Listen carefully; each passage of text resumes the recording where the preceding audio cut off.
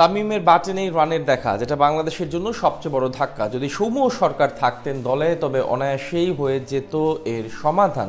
সৌম্য নেই ঠিকই, তবে আছেন নাইম শেখ, যিনি সাম্প্রতিক সময়ে ওয়ানডে ফর্মেটে ঘরোয়া ক্রিকেটে করেছেন পারফরমেন্স। তবে আফগানিস্তানের সাথে হোয়াইট ওয়াশ ঠেকাতে কি দলের ওপেনিংয়ে পরিবর্তন আনবে বাংলাদেশ, তা নিয়ে বিস্তারিত জানব প্রতিবেদনে। টি-20 ক্রিকেটে দারুণ ছন্দে আছে বাংলাদেশ, তবে ওয়ানডে ক্রিকেটে যেন মুদ্রার একেবারেই উল্টো পিঠ। 2025 সালে কোনোভাবেই হারের বৃত্ত হতে বেরিয়ে আসতেই পারছে না টাইগাররা। যে আফগানিস্তানকে টি-20 ক্রিকেটে ধবল ধোলাই করেছে, তাদের কাছেই এবার পরাজিত হয়েছে বাংলাদেশ।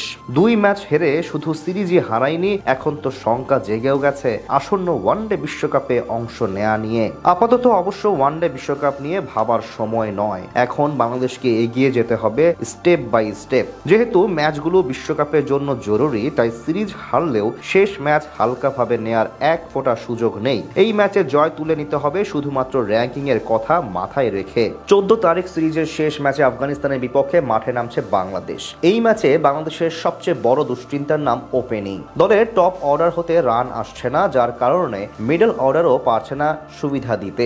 আর সবচেয়ে বড় বিষয়, যদি উপর হতেই ভালো ব্যাটার না থাকে তবে ম্যাচ জেতা তো এখন দুঃস্বপ্ন হয়ে যাচ্ছে বাংলাদেশের জন্য।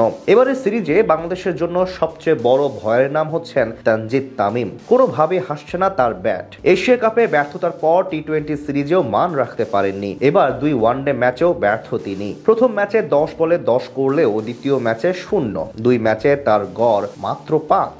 এদিকে সাইফ তার অভিষেক সিরিজে খারাপ করছে বলার তেমন কোনো সুযোগ নেই, বিশেষ করে বাকিদের দিকে তাকালে এখন সেটাই মনে হয়। 2 ম্যাচে 20 এর উপরে রান করেছেন, তবে থিতু হতে পারেননি স্কোর বড় করতে। এটাই হচ্ছে বড় আক্ষেপের জায়গা। যেহেতু তিনি ব্যাট করেছেন, সেট হয়েছেন, তাই সিরিজের শেষ ম্যাচে তার একাদশে থাকা নিয়ে সংশয় নেই। কিন্তু যেভাবে খেলছেন তামিম, তাতে শেষ ম্যাচে তাকে দেখলেই বরং অবাক হবে সবাই। সেক্ষেত্রে বাংলাদেশকে এখন চোখ দেওয়া লাগবে ব্যাকআপের দিকে।